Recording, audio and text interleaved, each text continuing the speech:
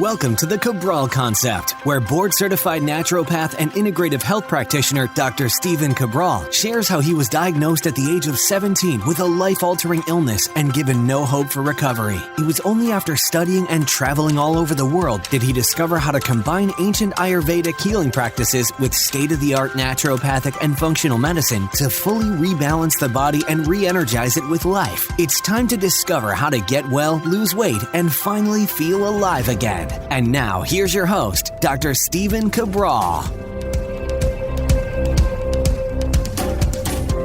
Hi, everyone, and welcome back to the Cabral Concept. Thanks for joining me here today to start the weekend off right. We are here today with part one of our Cabral HouseCalls. This is where I open up my giant pages document from all of the questions that have come in over the years, and I pick right back up where we left off last weekend, because each and every weekend we answer your wellness, weight loss, anti-aging, and health coaching and mindset, you name it. That is what we go over on the weekend. So if you have a question, I will always do my best to answer that. I answer it from simply my clinical-based experience over the years, education, travel, you name it. That's what I'm trying to do, draw from all different areas. And it's not the type of question where I'm going to go out, research it, spend hours and hours just on this question. What I'm looking to do is, if you were sitting across from me in my practice, or, we met at a conference and you had a quick question for me, I want to give you the right place to get started. And that's because I can't give you the precise answer that you would probably love without being able to do a full consultation, without really knowing where you're coming from. It's one of the reasons why we've set up those 20-minute free health coaching lab selection calls. And that's so that we can get to better know the person and then essentially give them their money back to be able to use it towards a lab. And that's the most fair thing that I've ever seen a company do. Yes, I'm probably biased because, we came up with the idea, but that's what we want to be able to do. However, on these calls, I get a chance on these Cabral House calls to give you that place to get started, to give you maybe a second opinion, an alternative opinion to what you've been thinking about right now. So I love being able to do these shows. Thank you for writing in. We're picking up on questions from March 18th. So we're about 7 weeks behind or so, 8 weeks behind on your questions, and that's typically where we are, somewhere between 6 and 8 weeks behind. Whenever you see it move away from 6 weeks, well, you know that we've been getting a lot more questions coming in over the past 2 months. So without further ado, let's use our time today for answering our community's questions. Cheryl's up first. Hi, Dr. Brawl. I have a 23-year-old daughter with Pseudotumor Cerebri, or Cerebri. She has been on diuretic for the past 8 months. We have researched online. It seems that the only constant is being overweight and of childbearing age. When this was originally diagnosed, she was having vision problems and had to have a spinal tap to remove fluid to ease the pressure. Is there anything you can recommend, or is weight loss the best course of action? She's probably 5'8", weighs about 170 to 180. She had lost some weight after she was first diagnosed, and she was able to get off the diuretic for about 2 months. Since then, she has put some weight back on and is now back on the diuretic. We worry about the long-term effects of the diuretic. Thank you in advance for your help. We love your podcast and just ordered your Big 5 lab tests and can't wait to take them. Thanks, Cheryl. Cheryl, you wrote in on March 18th. Again, I'm always happy to answer these as they come in, but I'm so excited for you and your family, your daughter, that you ordered the Big 5. Because once we get those labs in, well, then we're going to be able to give you those personalized recommendations. So for those people that are not familiar with a Pseudotumor Cerebri, or Cerebri, depending on how you like to pronounce it, is basically there is there's pressure in the brain, okay? So the reason why they call it pseudotumor is because the symptoms are similar to having a brain tumor or cancerous tumor, some type of tumor cyst in the brain without the tumor itself. And so it's called an idiopathic disease or idiopathic hypertension in the brain. Now, what does that mean? Idiopathic is a really fancy medical word. I got labeled idiopathic with all of I got labeled an idiopath basically at 17 years old, because when I went to the doctors, they didn't know what was going on with me or why I was sick. They knew I was sick, but they didn't really want to give me a label of being sick because they didn't know what it was. So idiopathic is we don't know. Hypertension, well, that means there's tension, there's too much tension, and in the brain, right? So intracranial, we typically say. So intracranial means inside of the cranium. Hypertension means it's very tense. Idiopathic means we don't know why. And, I love going over these diagnoses. So basically, if you have a pseudotumor cerebri, you are given the diagnosis of idiopathic intracranial hypertension. And that means we don't know why the inside of your brain is tense. That's basically it. And you say, oh, good, but I get this diagnosis, right? Well, okay, but what does that really mean? It doesn't mean anything to our knowledge, but here's the thing. Seems to be relieved with a diuretic, which means we're reducing sodium in the body. Well, not just that. We're actually playing with the balance of sodium and potassium. That's what it really does. So what do we want to do? Well, here's the thing. There's always a reason why. There's always a reason why. We don't know your daughter's reason why, but we should be able to figure it out because we're looking at the underlying root causes. We're never looking at the disease itself. So whether the disease is idiopathic, and again, we know it's there. It's not like your daughter's not feeling these symptoms. She is. But to label it a disease is strange, right? Because, yeah, sure, certainly it's a dis-ease of the body, but what we really need to do is we need to work the protocols. So if you're struggling out there, and let's say you're not able to run the Big Five like Cheryl is doing for her daughter, which is amazing. Again, it wasn't until I was 19 that I found a functional medicine practitioner that even did these labs. But even at that point, we couldn't afford the Big Five. But it didn't stop us from doing what we could do, and we ran 2 labs. And so, that was great. And there was no such thing as the Big Five back then. It was just a bunch of labs, which again, were great. We could afford 2 of them. And so that's what we did. And so that's what you want to do. But let's say you can't afford the labs. Here's what we need to do. Start with where you can. And in our practice, we work in 3 ways. We help people lose the weight. If there's still issues after losing the weight, we help them get well. We help them get well by looking at what their deficiencies are and what their toxicities are. We specialize in replacing those deficiencies and removing those toxicities.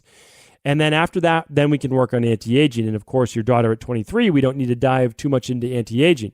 Our first bill of health is to help her lose weight. So yes, and you already saw the implications of losing some weight. She was able to get off the diuretics, okay?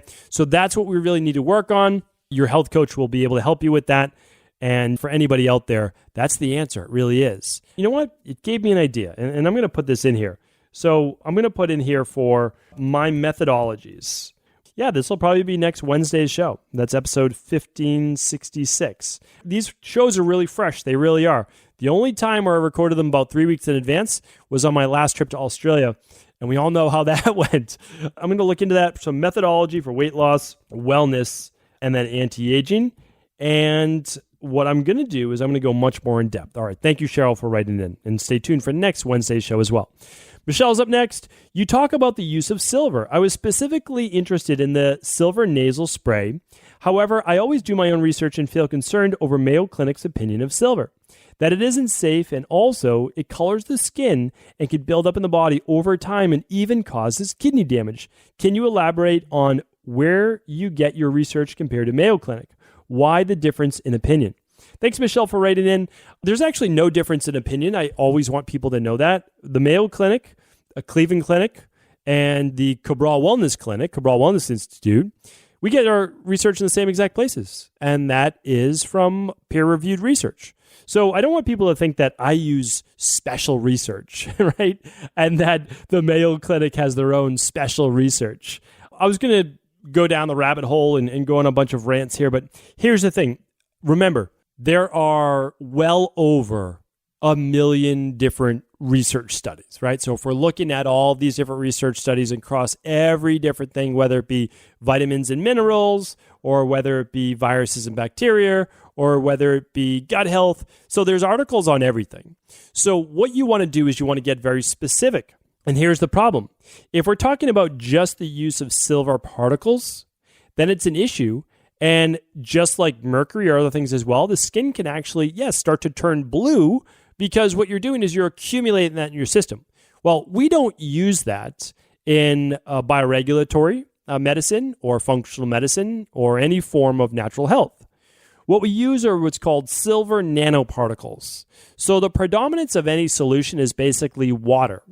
And then these silver particles, which are in an ionized solution, basically float there. They're not clumped together, and they're microscopic. They're able to be used by the body and then excreted. And I believe I just did this. Yes, I did. Just a few shows ago. Actually, you wouldn't have heard the show because you wrote in March. So the show was, let's see if I can find it here for you. I apologize. I just have my giant spreadsheet in front of me. But you know what? Let's just go where I always go. I tell people to go to stevencabral.com/podcast. So let's do the same thing together. See if I can find it in real time with you. And then what I want to do is type in nano silver. Okay. So let's see if we find that together. Not nano silver. All right. So let's look at just typing in silver as our key. And let's see right here. It's right on episode 1533. So you'll be able to see my research. I want to make sure it's there as well because I linked up a PubMed study on the use of nano silver and how it actually kills viruses. So let's see, colloidal silver. And again, I use colloidal silver. I use the nanoparticle form. We need to link that up. All right, I'm going to link that up for you. And the PubMed study, I know for sure, is called Silver Nanoparticles as Potential Antiviral Agents. So silver nanoparticles as potential antiviral agents. There's so many studies. Again, you can go to PubMed. Nanosilver used for ageless biomedical therapeutics and so on and so forth. But just having said that, remember, whether it's echinacea, whether it's colloidal silver brands, again, I like the nanosilvers. You can just go to episode 1553 and see the updated version. Or whether it's oregano oil. I don't recommend them for year-round and everyday use. We're talking about using these things for about 3 weeks to 4 weeks maximum. And that's what I use. So if it's a colloidal silver nasal spray, same thing. If one of my daughters gets some type of conjunctivitis in the eye or whatever it might be, then we're using that for probably 3 or 4 days and it's going to go away. So, but here's the thing. I can't give you a diagnosis, a treatment, a cure-based protocol. What I'm doing is providing you with overall health-based education and then allowing you to make your best decision possible. So hopefully that was helpful. And yes, do not ingest silver. We're talking about nanoparticles made by functional medicine brands. It's why I can't stress to you enough. You can't buy any supplement. You just can't. Just don't take any if you're worried, right? Go with a functional medicine-based company. If you're buying your supplements at the same place you can buy your toilet paper and they're an aisle over from each other, probably not the right place. That's just my opinion. All right, Simon's up next. Hi, Stephen. Are tinned sardines a healthy protein option a few times a week? I only eat wild caught, and I've heard of others speak of sardines as one of the healthiest proteins. High in omega-3s with low heavy metals. However, I know you have said in the past that eating tinned food is not ideal. What is the main concern with tin? BPA, histamines? I am trying to reduce meat and increase fish while at the healthiest possible, but price and preparation are an issue. I'm very active hard gainer who is recovering, thanks to you, from long-term IBS issues. On balance, would you recommend eating tinned sardines on a regular basis as a convenient, healthy protein? Thank you. Okay, so to my knowledge, as of right now, they are not selling glass-cased sardines. So my best option right now are the options, and Simon, you might be a new listener to the show because I gave you lots of great options. If we go to that crazy page, stevencabral.com/podcast, and we head on over and we type in sardines. Let's just check it out. Let's see if I have a recommendation there. It's going to be a Friday review, most likely a Friday review. Well, it's on episode 118 for highest omega-3 fish sources. Make sure you check that out. That's a big one that you were kind of alluding to as well. And then, let's see, maybe it's on my Rain Barrel Effect page as well. Wild Planet is one of the brands, but I've named so many brands. It could be in the IHP training. Okay, so, well, here's the thing. You can find them on your own. You can definitely write in at cabralsupportgroup.com. Let's see if 118 as well was a show that might have all of those healthy omega-3s as well. All right, you know what? This is good for me. These questions are good for me. Besides episode 1118, I am going to put in next week's show on our Friday review, which will be episode then 6781568, the best brands of sardines to get. All right, so look forward to that show. I think it's Prince Edward's is one. Wild Planet is another, but I'll list them off, so don't worry about that. Just tune in for this Friday. And I've recommended them before. Yeah, canned sardines, typically they're not BPA-lined cans, and you want to get the ones that are actually packed in olive oil. That's my recommendation, and the reason is that it's not going to leach as much from the can, because you're worried about, if it's an aluminum can, you're worried about the aluminum leaching. Olive oil is going to help with that preservation. Not as much leaching. You're not going to eat the olive oil that it's packed in. You're going to eat just the sardines that it's in. And just keep in mind that sardines can be higher in histamines. Okay, this is a preserved food. Anything that's been aged or preserved is typically going to be higher in histamines. But that doesn't mean not to eat it. It just means that if you're dealing with histamine issues, it might not be your best choice. It's also higher in purines. If you're someone that's more sensitive to high purine foods, well, then this could be an issue for you as well. But again, this goes for every single food in the world, right? It's like there's an issue with this food if you suffer from this. There's an issue with that food if you suffer from that.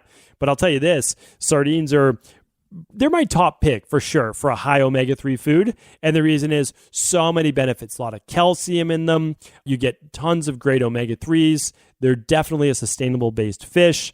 And they're one of the only fish that I've seen move the needle aside from supplementation on rebalancing your omega-6 to omega-3 level. So great question, Simon. Thanks for writing in, and stay tuned for this coming Friday review as well on sardines. All right, Shane's up next. Hi, Dr. Cabral. Love your book and podcast. Appreciate everything you do. I have one quick question. I noticed in your supplements, I see magnesium stearate in your products. I've heard that magnesium stearate is not good for the liver. Just want to see if you can help me better understand so I can make a better decision. Thanks so much. Thank you, Shane, for writing in, and always happy to answer these questions as well, because usually there's just a miscommunication or misunderstanding.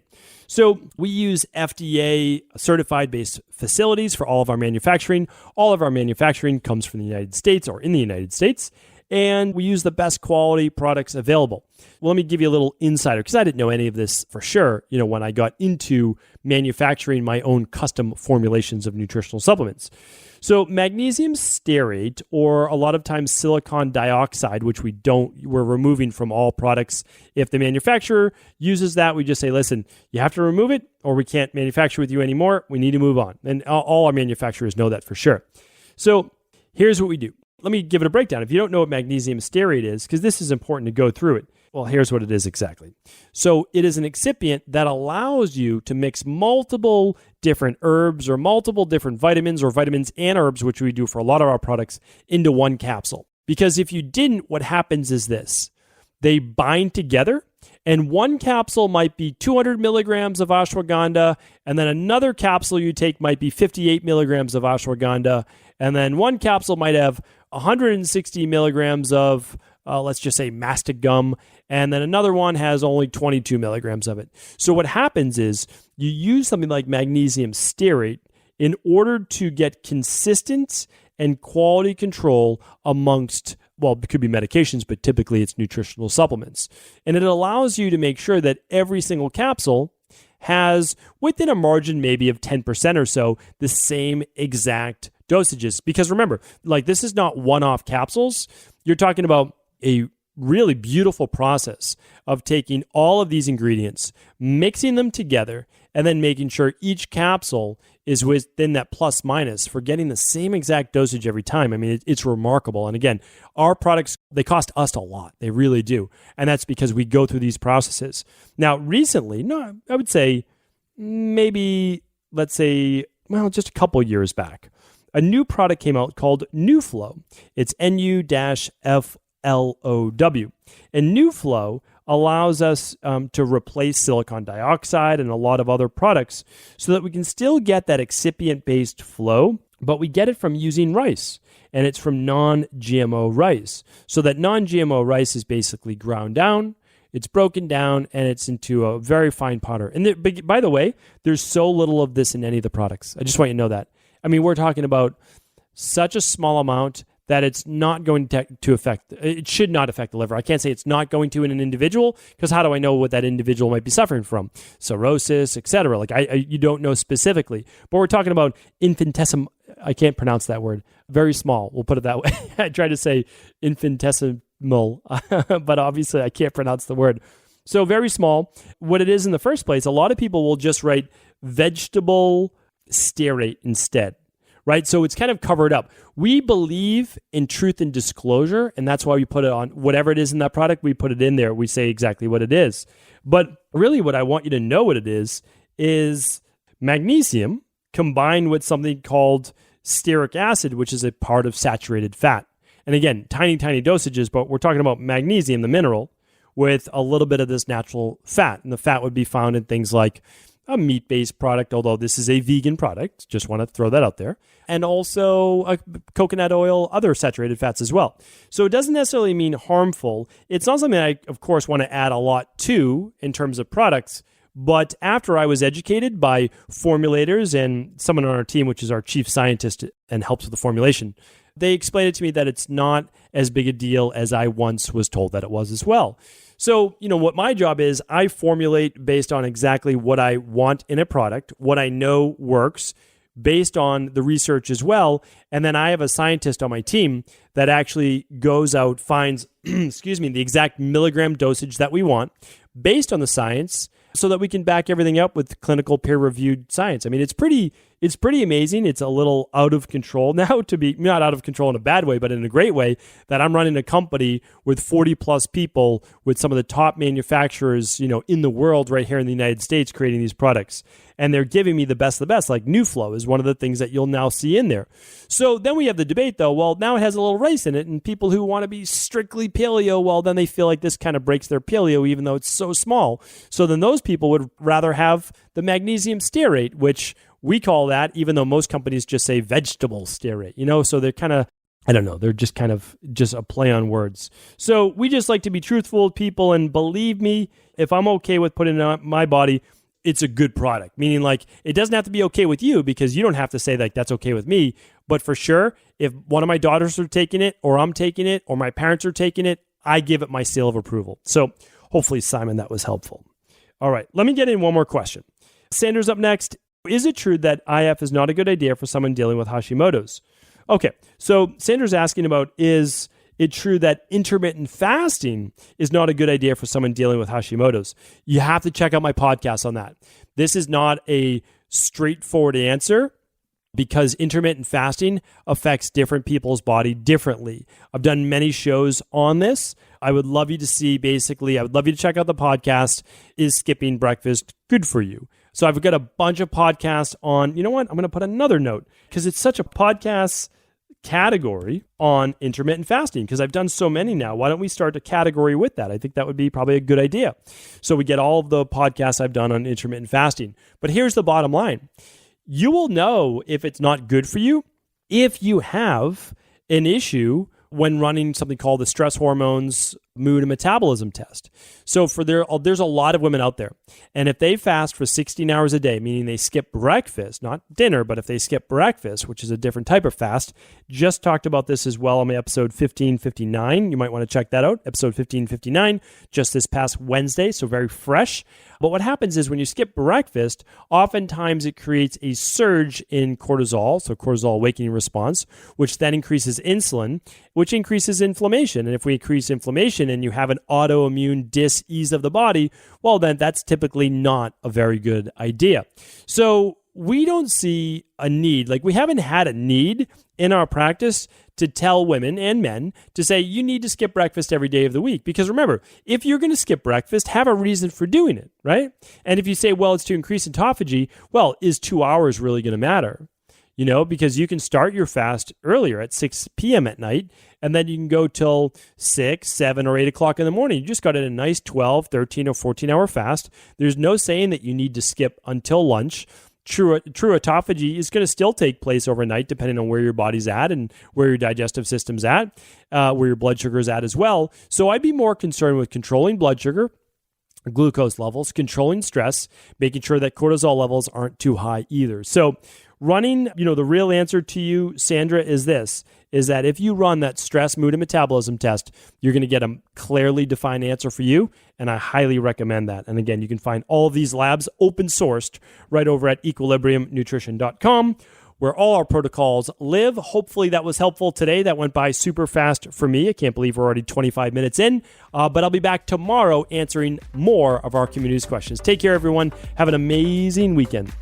Are you ready to heal yourself and then go on to heal others? If so, the Integrative Health Practitioner Institute can help you discover proven functional medicine protocols that blend the best of 7 different healing disciplines from around the world. I personally share with you the exact handouts and protocols I use in my private practice that enable people to get well, lose the weight, and live longer, stronger. I want to pass this information on to the next generation of health coaches, and that is exactly why I created IHP. We are the future of the health coaching industry, and the skills and knowledge you will learn will make you an in-demand certified health coach anywhere in the world.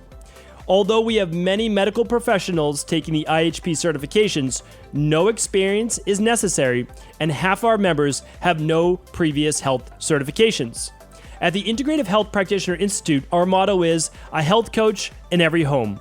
Our goal is that you take this knowledge and then share it with family, friends, loved ones, your community, or in a practice where you create a career you love and can be proud of. The global IHP community is filled with some of the most kind and caring people in the world, and we can't wait to welcome you into our world soon. For more information or to set up a discovery call with one of our IHP Health Coach graduates, simply head over to integrativehealthpractitioner.org.